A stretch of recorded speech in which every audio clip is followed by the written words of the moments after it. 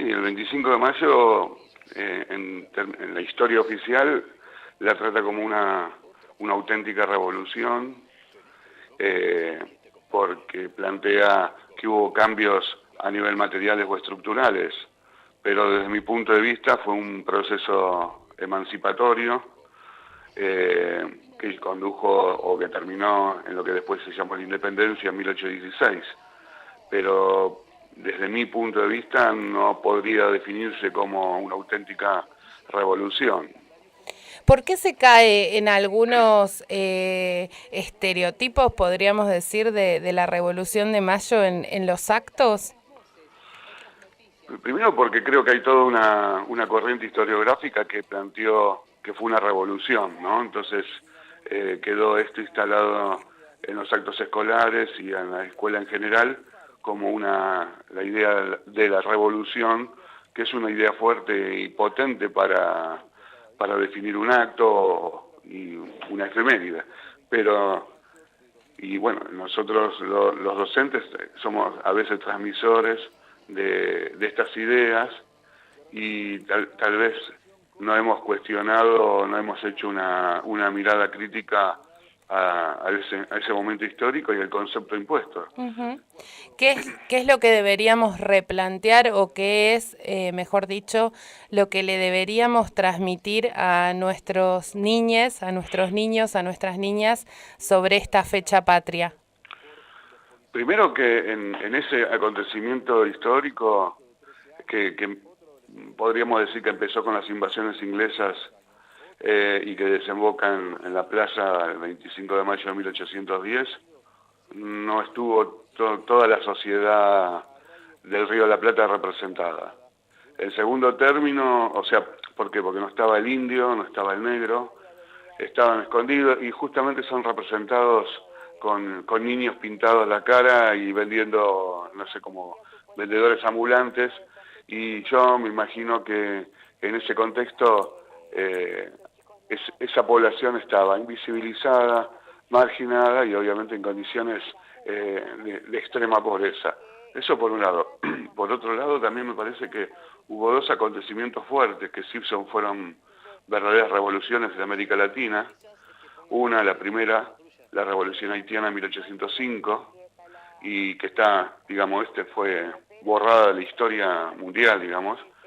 Y la otra, que fue un año, casualmente unos años antes, que desembocó en la revuelta en el Altiplano en Sucre en 1811, que fue el movimiento de Tupac Amaru, Ujú. y que esas dos revoluciones sí planteaban un quiebre no solamente en condiciones materiales y estructurales, sino alteraban las ideas, modificaban o intentaban modificar la matriz cultural y planteaban una deconstrucción de las subjetividades. O sea, trastocaban lo que es no solamente la dependencia colonial, sino trastocaban la matriz cultural impuesta por la modernidad desde la llegada de Colón hasta inclusive hasta nuestros días.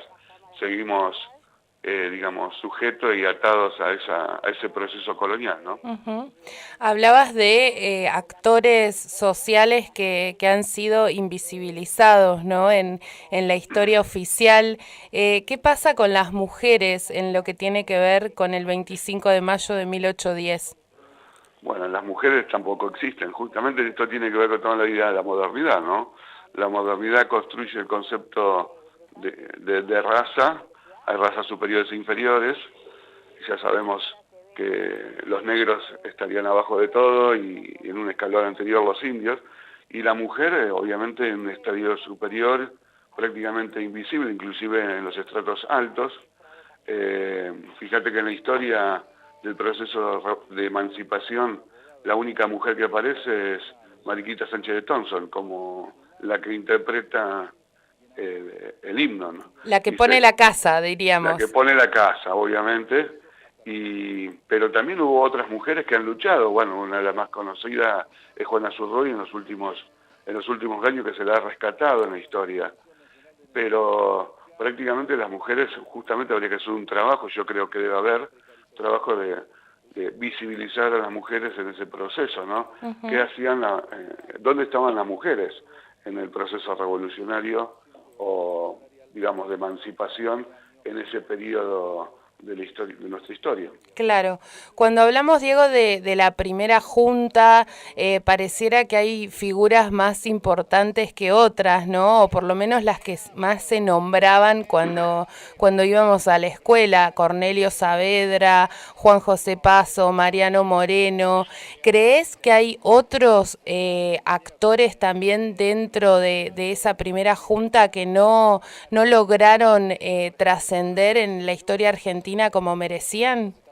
Y yo creo que, bueno, Belgrano y Castelli fueron dos, digamos, los personajes claves. Digamos, Castelli, digamos, tuvo una mirada y una visión realmente revolucionaria.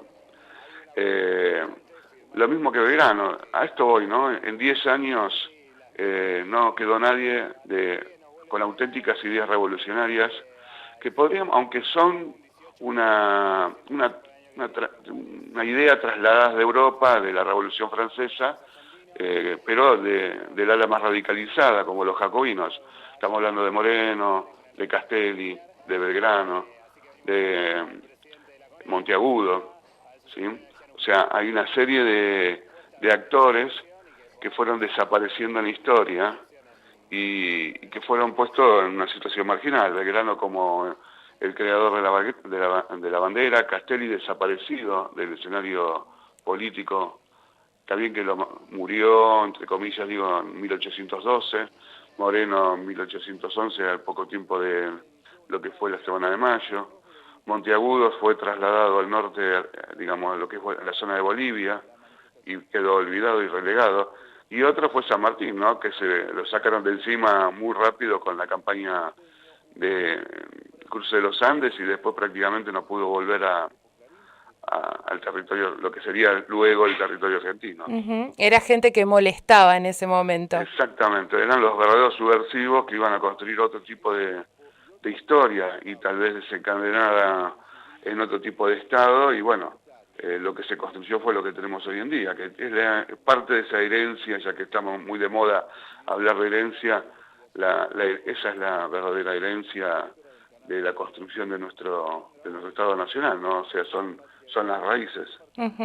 Diego, ¿de alguna manera crees que se están en estos últimos años reformulando algunas ideas, revisando la historia argentina, o en lo que tiene que ver con tu tarea cotidiana en un instituto de formación docente? ¿Cómo se van preparando los docentes nuevos en esto de contar o de narrar nuestra propia historia? Yo creo que hay todo un movimiento de ruptura conceptual y epistemológica con respecto a la historia argentina. Tal vez quede un poco aislada, pero sí yo creo que hay una mirada, una visión diferente de lo que era cuando yo estudiaba, ¿no? O sea, que no se cuestionaba absolutamente nada, y justamente sin analizar lo que fue el 25 de mayo se hablaba de revolución como algo naturalizado. Y yo creo que hoy justamente nuestros alumnos, estudiantes de formación, hay todo un análisis crítico de la historia.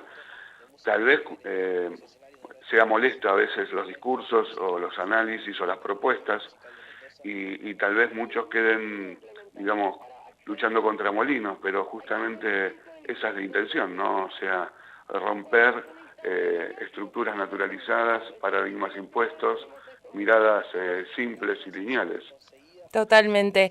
¿Qué mensaje, pensaba, ¿no? En un año electoral también, qué mensaje deberían rescatar nuestros dirigentes, la clase política, sobre lo que fue la Semana de Mayo de 1810? Y yo creo que en algunos casos, para algunos actores claves de ese momento, se tendría que tomar la idea de honestidad, la idea de lucha y de perseverancia, ¿no? O sea, de solidaridad y de mirar al otro como igual.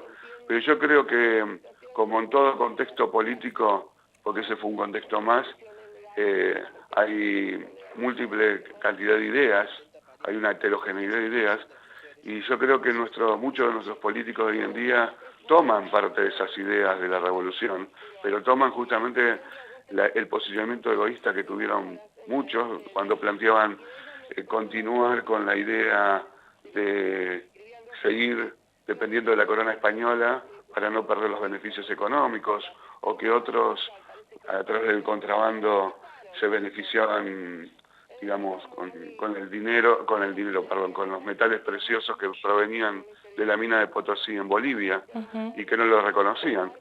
Y que, bueno, esas ideas individualistas yo creo que se preservan hoy en día en el mundo de la política actual, ¿no?